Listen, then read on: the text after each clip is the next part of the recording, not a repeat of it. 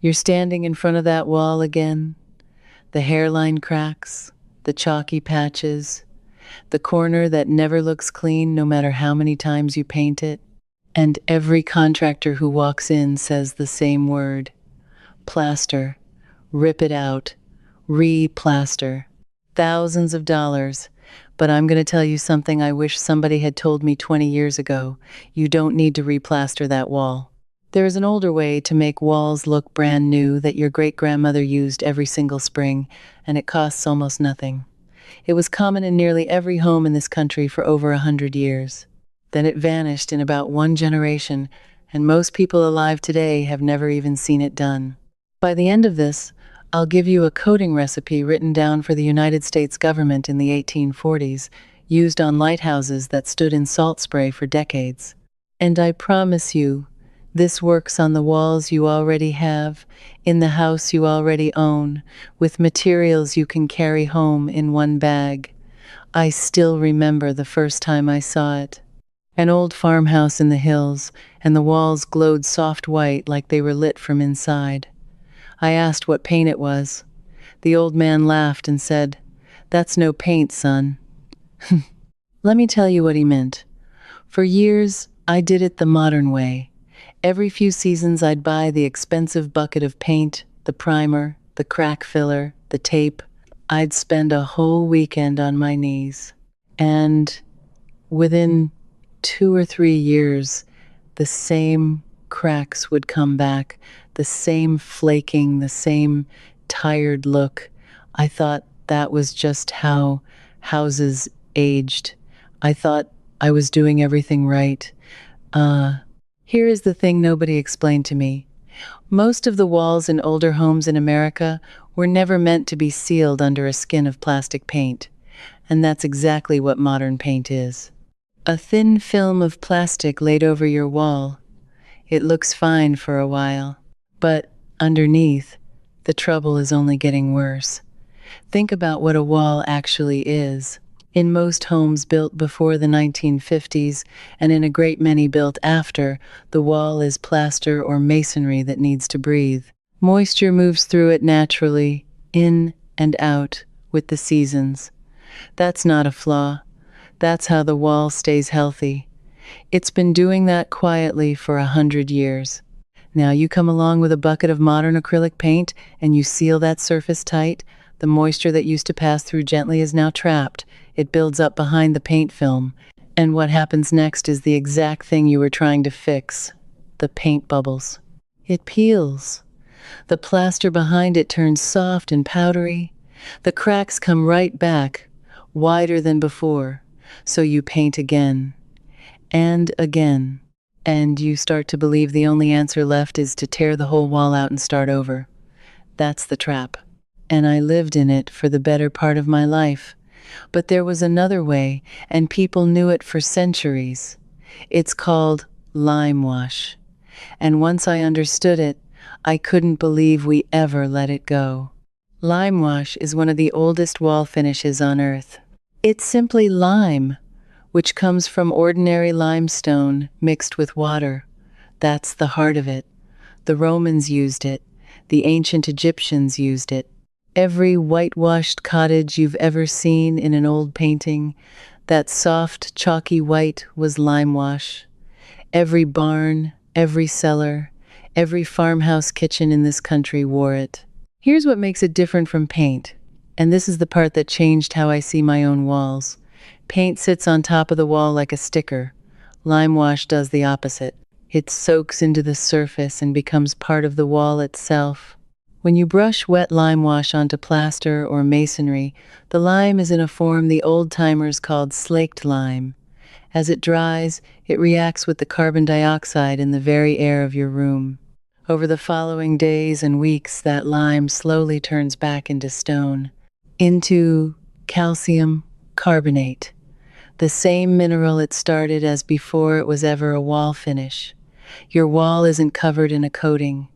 Your wall grows a new mineral skin, bonded right into it. Let that sink in. The finish literally turns to stone on your wall, and it lets the wall breathe the entire time. That's why those old farmhouse walls glowed. Light doesn't bounce flat off Limewash the way it bounces off plastic paint. It sinks in a little and comes back soft, with a depth you cannot fake. People pay designers a fortune today to imitate that look with fancy products. Your great-grandmother got it for the price of a bag of lime. And now you're probably asking the same question I asked. If this stuff is cheap, healthy, beautiful, and lasts, then why on earth did everyone stop using it? Why have most of us never even heard the word? For most of American history, whitewashing your walls was as normal as sweeping the porch. Households did it every spring. You'd buy a barrel of lime for pennies, mix it in a bucket, and by evening your walls, your fences, your chicken coop, and your cellar were fresh and bright again. It was so ordinary that nobody thought to write fancy books about it. It was just what you did. Then came the middle of the 20th century. After the Second World War, the chemical industry in this country was enormous. Factories that had been making materials for the war needed new things to sell to ordinary families. And one of the biggest new markets they found was paint for the home. Modern paint was easy to sell. It came in a sealed can, ready to use. It came in 1,000 colors. And here is the part they understood very well. It needed to be bought again, and again, and again. Because a plastic paint film has a life of only a few years before it fails, especially on a wall that can't breathe underneath it. Every failure is another sale. Every peeling corner sends you back to the store. That's not a defect in their eyes. That's the business. Limewash was the enemy of that business. It was too cheap. You could make it in your own kitchen from a material that cost almost nothing. There was no brand to be loyal to, no proprietary formula, nothing to trademark. You can't build an empire selling something a farmer can mix in a bucket, so the advertising machine went to work. Through the 1950s and 60s, whitewash was quietly recast in the public mind as something old, poor, and backward. The word whitewash itself became an insult, a way of saying you covered something up cheaply. Meanwhile, the shiny new paint was progress, modern, the mark of a family that had arrived. Nobody banned limewash. They did something more effective. They made us embarrassed to use it. And it worked. Within about one generation, a skill that every household had known for centuries was simply gone. My own parents knew it. I did not. That knowledge died in the space between one family and the next, and almost nobody noticed it leaving. But here's what they couldn't erase. The old buildings are still standing, and the limewash on many of them is still there, still doing its job, long after the modern paint on newer homes has peeled 3 times over.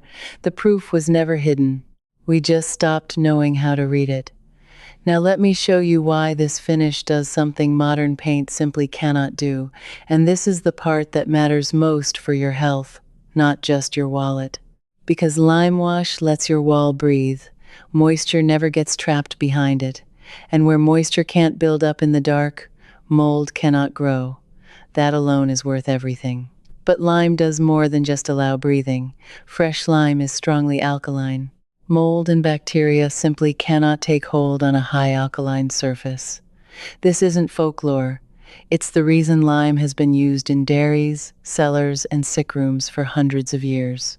During outbreaks of disease in the 1800s, public health officials in cities across America and Britain ordered cellars and walls to be whitewashed with lime because they had learned through hard experience that it kept the sickness down. They didn't fully understand the germs yet, they just knew the lime worked. I think about that every time I walk into a damp basement that smells of mildew. That smell is a wall crying out. Modern paint traps the problem and hides it. Limewash treats it and keeps treating it because that alkaline mineral surface stays hostile to mold for the life of the coating. And there's one more thing lime does that sounds almost too good to be true, but it's simple chemistry. Limewash can heal its own small cracks. Because the lime is always ready to react with moisture and carbon dioxide, when a hairline crack opens up, the lime along that crack dissolves slightly and reforms as new calcium carbonate, knitting the gap closed. Stone that repairs itself. Try getting that out of a plastic can. So you begin to see the full picture. A finish that costs almost nothing. That never traps moisture. That fights mold instead of feeding it. That heals its own small cracks. That grows more beautiful and more solid as it ages, instead of failing.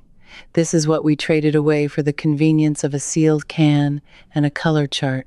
Now, I know exactly what some of you are thinking right now, because I thought it too. You're thinking this all sounds wonderful for someone building a brand new home or restoring some grand old farmhouse. But your walls are already up, already painted, already lived in for decades. You're thinking this can't be for you. Oh, stay right here, because this next part is for you especially. The person who already has the house, already has the walls, and doesn't want to spend a dime on specialists. This is the part I most wish somebody had told me. You do not need to strip your walls down to bare plaster. You do not need to hire anyone. You do not need any special equipment beyond a cheap, wide brush and a bucket. And in most cases, you can do a whole room in an afternoon for the price of a sandwich. Here's the honest truth about the surface. Limewash bonds best to something with a little grip and a mineral nature. Bare plaster, brick, stone, and old lime-based walls are perfect. It drinks right in. If your walls are raw plaster or masonry, you're ready to go almost immediately. All you do is dampen the wall first with a little water from a spray bottle or a wet brush, because a thirsty dry wall will pull the moisture out of the lime wash too fast and leave it powdery. A slightly damp wall lets the lime cure slowly and bond deep. Now, if your walls are already covered in modern paint, and most of ours are, don't walk away. You have two simple paths, and neither one needs a professional. The first path is the honest one for a wall in good shape. You give that painted surface a good scuff with sandpaper to open it up and knock off the sheen. Then you use a mineral primer, the kind made for lime and mineral paints, which any decent paint counter can point you to. That primer gives the lime wash the grip it needs, and then you brush your lime wash right over the top. The second path, if any old paint is already loose or flaking, is to scrape those loose areas back first, because lime wash needs to grab the wall, not the failing paint on top of it. That's where the story turns. And I'll be honest with you, when I finally learned the answer, it made me angry. But before I get into that, I want to mention something that goes much deeper than this one wall finish. Everything I've covered in this video, and a great deal more that I couldn't fit here, is laid out in full in my books, First Fixes, Deep Hacks, and Full Stack Life. They're written for exactly the kind of person watching this right now. Someone who wants the real method, the full recipe, the history behind it, and the confidence to do it themselves without paying a specialist. If you want to go deeper than any single video can take you, the books are linked in the description below. Now, back to what made me angry, and why it matters for every room in your house.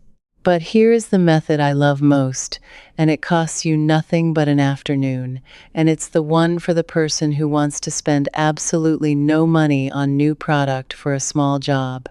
Go find a spot that's crying out for help, a damp cellar wall, the inside of a masonry garage, a brick chimney breast, an old plaster utility room, somewhere the wall is bare mineral, not sealed in plastic paint. Those are the places Limewash works with zero preparation, zero primer, and zero fuss. Damp the wall, brush the Limewash on thin, and let it be. You will see, with your own eyes, in a single afternoon, exactly what our great-grandparents saw. And once you've seen it work on that one wall, you'll never doubt it again. Let me tell you how to actually apply it, because this is where people go wrong, and where I went wrong the first time. Every instinct you have from painting will fight you here, so you have to unlearn it. With modern paint, you go on thick and you cover in one heavy coat. With Limewash, you do the exact opposite. You go on thin, shockingly thin. When you first brush wet Limewash onto a wall, your heart will sink, because it goes on looking almost clear, fassig dirty water, and you'll swear it's doing nothing at all. That is completely normal. Do not add more to fix it. The magic happens as it dries. As the water leaves and the lime reacts with the air, the color comes up soft and chalky and even. What looked like nothing becomes a beautiful matte white. Then you do a second thin coat and a third. 2 to 4 thin coats, each one allowed to dry, is the whole secret. Each layer bonds to the one below and builds that soft depth. Use a big wide brush, not a roller, and brush in loose, crisscross strokes rather than straight lines, because those gentle overlapping strokes are what give Limewash its living, cloudy character. Rushing it with one thick coat is the single most common mistake, and it's the reason a few people try it once, get a chalky mess, and give up. Thin coats, patience, that's all it takes. And the cost. Let me put real numbers on this, because this is where it truly hits home. A bag of the basic lime you need to make Limewash runs about $10 to $15, and that single bag, thinned with water, is enough to coat an entire room 2 or 3 times over. Compare that to a couple of gallons of quality modern paint plus primer, which will run you $60, $80, $100 or more, and will need redoing in a few short years. Over the life of a house, we are talking about the difference between a few dollars every decade and hundreds of dollars every few years. Multiply that across every room and every repaint of a lifetime, and you begin to see the size of what was quietly taken from ordinary families. Now, I told you Limewash was the white finish of the old world. But some of you want color, and some of you have wood and furniture and trim you'd love to bring back to life, not just walls. So let me open the door to the second forgotten finish, the sister of Limewash, because your great-grandmother knew this one too. It's called milk paint. And yes, it really was made from milk. Milk paint goes back thousands of years, but in this country it was the ordinary finish for furniture, walls, trim, and toys straight through the 1700s and 1800s. The old chairs and cupboards you see in antique shops, the ones with that deep, soft, worn color that no modern furniture ever seems to have, most of them were finished in milk paint. That color didn't fade to look that way. It was that beautiful from the start. The recipe is almost unbelievable in its simplicity. You take the curd from soured milk, the protein in milk called casein, and you mix it with lime and a natural pigment, such as an earth color from clay or iron. The lime and the casein react together to form a glue that dries rock hard and locks the color into the surface. Farmers made it from the milk their own cows gave and the clay in their own soil. It cost them nothing. And it lasted for generations, which is exactly why we can still see it today on furniture that's older than the country. Milk paint gives you what Limewash gives you and more. It breathes. It holds no plastic. It gives off no harsh fumes, which matters more than we ever admit, because those strong paint smells that fill a freshly painted room are chemicals leaving the paint and entering your lungs. Milk paint has none of that. You could paint a baby's crib with it, and people did, for centuries, without a second thought. Here is why milk paint disappeared for the very same reason as Limewash. It couldn't be sold in a can that sits on a shelf for 2 years. The casein in real milk paint spoils, just like milk does, so traditionally you mixed only what you'd use that day. To a company that wants to ship product across the country and stock it in every store, something that must be made fresh is worthless. To a family standing in their own kitchen, it's perfect. Do you see the pattern? The very things that made these finishes ideal for a household, cheap and fresh and homemade, made them useless to industry. So, industry buried them. The good news for you is that today you can buy milk paint as a dry powder that you simply mix with water when you want it, and it comes in the same deep, earthy colors the old cabinet makers used. If you have a tired old dresser, a scarred kitchen table, a set of chairs that have seen better days, this is how you bring them back to a finish with real soul, for a few dollars, in an afternoon, with no fumes filling your home. But I promised you something at the very start. I promised you a specific recipe, written down for the United States government, used on structures that had to survive the harshest conditions in the country. And this is the finale I most wanted to give you. Because when I found it, I realized just how much real knowledge we let slip through our fingers. In the 1800s, the federal government had a serious problem: lighthouses. These towers stood on rocks and headlands, hammered day and night by salt spray, wind, sun, and freezing spray. Ordinary coatings failed in months. The keepers needed a white finish that would stay bright and cling to stone and brick through the worst weather America could throw at it, and they needed it cheap, because it had to be repeated on hundreds of lights, up and down the coasts. So the men responsible for the lighthouses worked out a whitewash formula and wrote it down. It became known and passed around as the government whitewash, and versions of it appeared in official instructions and in household guides through the middle and late 1800s. It was famous for lasting years in conditions that destroyed everything else. Not months, years. On a lighthouse, in salt spray. And here it is, so you can write it down. You start with about half a bushel of good lime, which is roughly the amount you can carry in a large bucket. You slake it, meaning you cover it with boiling water, about a gallon for every 2 pounds of lime, and you keep it covered while it hisses and reacts, because covering it holds in the heat and steam that make the lime finer and stronger. Then you strain it to take out any lumps. Now you add the things that turn plain whitewash into something that grips and lasts. You dissolve about a peck of common salt, which is roughly a quarter of a bushel, into warm water and stir it in, because the salt helps the coating cling and slows it from rubbing off. You take about 3 pounds of ordinary ground rice, boil it into a thin paste, and stir that in hot, because the rice starch acts as a binder that toughens the surface. You add about half a pound of powdered whiting, a fine chalk, for body and brightness.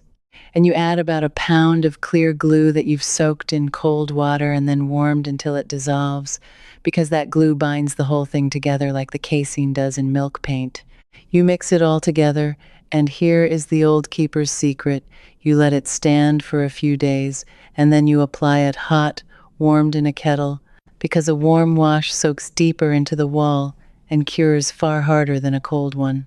Applied hot, thin, over stone or brick or plaster, this wash held fast on wave-battered lighthouses for years at a time. Now think about what that means for your ordinary indoor wall, sitting in a calm, dry room, never touched by salt or storm. A finish tough enough to survive a lighthouse will last a lifetime on your living room wall. That recipe was never a secret in some vault. It was printed in plain view, used by a government that needed the cheapest coating that actually worked, and then it was simply forgotten as the paint cans took over. It was preserved only because a few old buildings, a few keepers, and a few dusty documents held on to it while the rest of us moved on, and now you have it too. That's the whole story, and it comes down to something simple.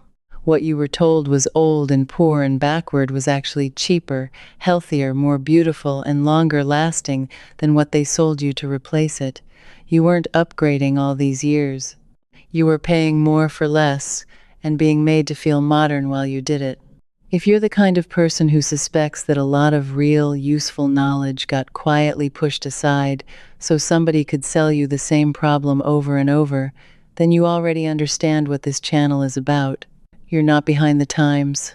You're ahead of them, because you're willing to look back at what actually worked. So let me ask you one thing, and I truly want your answer. Do you have a wall in your home right now? Maybe a damp basement, maybe an old brick chimney, maybe a tired plaster room that you would try Limewash on this weekend? Tell me which wall it is in the comments, and tell me if anyone in your family ever whitewashed when you were young, because those memories are exactly the knowledge we're trying to save here. Write it down below. I read them. If this opened your eyes even a little, subscribe and stand with the rest of us who are quietly recovering the things that were taken from ordinary homes. We're not a channel. We're people remembering what worked.